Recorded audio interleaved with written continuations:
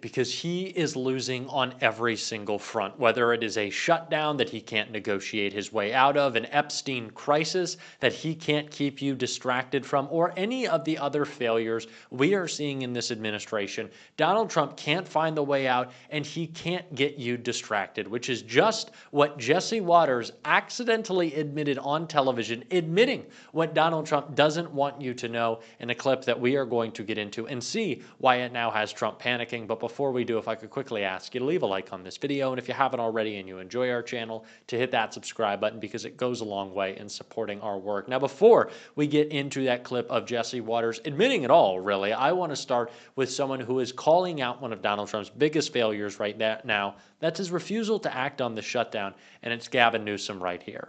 And the President of the United States has said nothing. The Speaker of the House said he's not interested in helping the American people that were devastating, lives torn asunder here in Los Angeles.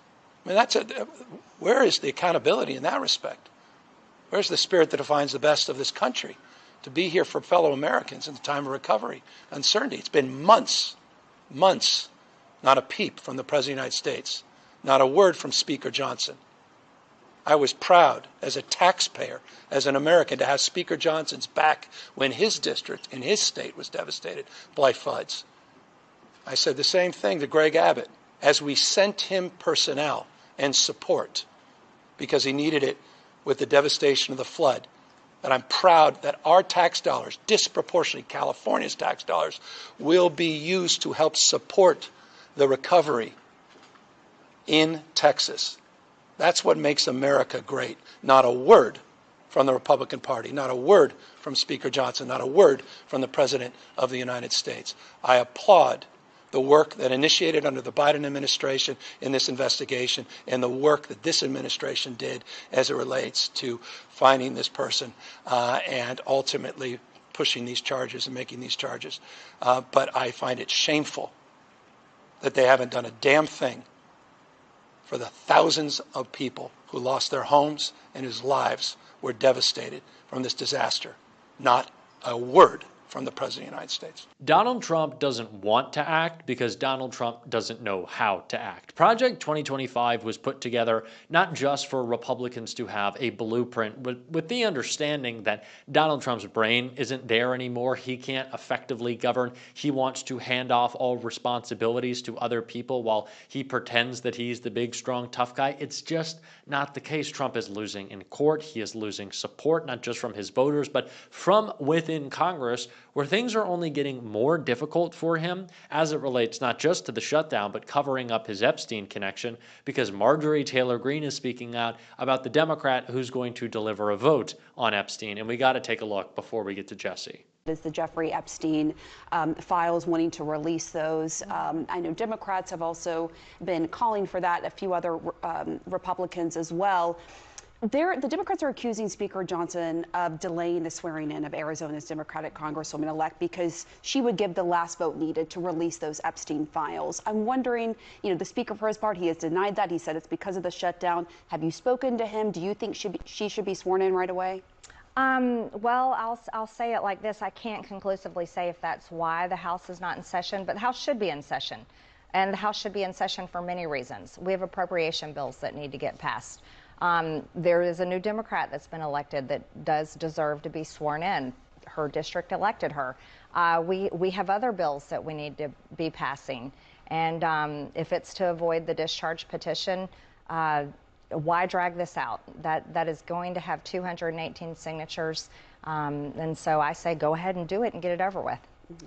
There is so much that Donald Trump doesn't want you paying attention to. There is so much that Donald Trump doesn't want you focused on.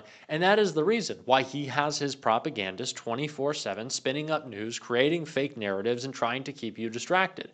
We've always known that, but they've never admitted it until now when Jesse Waters made clear that this is a coordinated effort, saying this right here. Jesse Waters thanks Trump for being a de facto Fox News producer. Fox host Jesse Waters thanked Donald Trump for essentially acting as a Fox News producer because of the content Trump creates. On Wednesday, the president held an Antifa roundtable at the White House where he reiterated his claim that a group of far-left activists is conspiring to wreak havoc in U.S. cities. The meeting came amid reporting that Trump is considering invoking the Insurrection Act, which would allow him to deploy active-duty soldiers to conduct law enforcement operations in the U.S. So, Jesse, one of the things that the president's considering is the Insurrection Act because a federal judge in Portland has blocked his ability to go at this the way he wants to. Do you think we're going to see the Insurrection Act employed in order to get more National Guard into these places? I wish we didn't have to see it, but Democrats are not doing their job, so we might have to see it. I'd rather be called a Nat than a Nazi, Harold. And I brought a poll. I thought you were Jessica, but you're Harold today. And a majority of Americans think Trump is deporting the right types of people. It is funny to watch Trump be a Fox News producer. We wake up in the morning and we look at the news and you see Trump is holding an Antifa roundtable at the White House, and you just say thank you. Thank you, Donald Trump. This is the best. We know all of these reporters that are around this roundtable. Nick Sorter, Davis Court, Andy No. They're like guests on our shows. The mainstream media has probably never heard of any of these people, and this is why this is such great programming. Jesse Waters is literally giving away the game. That Donald Trump is creating nonsense, he's spinning up shit, so the right-wing outlets can take these narratives, misconstrue them, run with false stories, so you don't pay attention to the Epstein scandal, so you don't pay attention to the government shutdown, so you don't pay attention to loss after loss for Donald Trump in court as he tries to attack blue states and blue cities, which, by the way, have crime numbers dropping to historic lows, while it's actually red states that need the donor states like California to support them, because Missouri, Texas, Louisiana, they're not doing it on their own. They're actually suckling off of these blue states and blue cities, where 70% of the wealth in America, by the way, is created. So if you want to whine and you want to complain, how about you go do it on your own? It seems like Mike Johnson's district. If anyone needs the National Guard, it's him. But Donald Trump doesn't want you paying attention to that. Donald Trump wants you listening to whatever ridiculous narrative Fox is spinning up, which is why we have to hit back, we have to combat, and we have to make clear what is actually happening right now, which is Donald Trump is expanding the powers of the presidency to benefit himself in whatever way that may be, whether it's covering for himself and his other pedo friends, whether it is Donald Trump grifting billions of dollars through crypto, or going after his political opponents, which is what we saw tonight with Letitia James, and what Chris Hayes broke down as a complete sham right here. Good evening from New York. I'm Chris Hayes. New York Attorney General Letitia James has been indicted by Donald Trump's Department of Justice on one count of bank fraud and one count of false statements to a financial institution. Now, this is one of those situations where basically everyone in the political world, anyone who's watching the news develop, saw this coming. And the reason is that the President of the United States explicitly, in writing, directed the Attorney General to indict his political opponents on obviously trumped-up charges. 19 days ago, Donald Trump posted this message on social media, quote, "Pam, I have reviewed over 30 statements and posts saying that essentially same old story as last time, all talk, no action. Nothing is being done. What about Comey, Adam Shifty Schiff, Letitia? They're all guilty as hell, but nothing is being done," adding, quote, "We can't delay any longer. It's killing our reputation and credibility. They impeached me twice and indicted me 5 times over nothing. Justice must be served now, President DJT." At the time, given how brazen that was, there was speculation that it must have been meant as a private directive to his AG to go after his enemies using the full tools of the Department of Justice. Well, now we know it was. According to the Wall Street Journal, quote, Trump meant to send a private message to Attorney General Pam Bondi urging her to prosecute former FBI Director James Comey and his other favored targets, according to U.S. officials familiar with the matter. Trump believed he had sent Bondi the message directly, addressing it to Pam, and was surprised to learn it was public, the official said. Public or private, the message was received. Trump's U.S. attorney in the Eastern District of Virginia, that man there, a guy named Eric Siebert, was pushed out. Trump publicly called for him to leave. because he did not believe there was sufficient evidence to charge Letitia James or James Comey. We've got reporting that there were even memos written to that effect by line attorneys. And then Siebert was promptly replaced by Trump's former personal attorney, Lindsay Halligan, who had zero previous experience as a prosecutor, never even tried a case. Now, it is not even clear if Halligan was legally appointed to the job she now putatively occupies in the first place, but she did get to work anyway and immediately indicted Comey, who was arraigned yesterday. Now today, Tish James. A sitting president doing this out in the open would have, I believe, ended the career of any president not named Trump. It's the biggest justice scandal we've seen in our lifetime. He is directly ordering the pretextual prosecutions of political critics, of people he doesn't like, in a ham-fisted, retaliatory, lawless fashion that violates the laws of the country, the letter of the Constitution, and the spirit of liberty.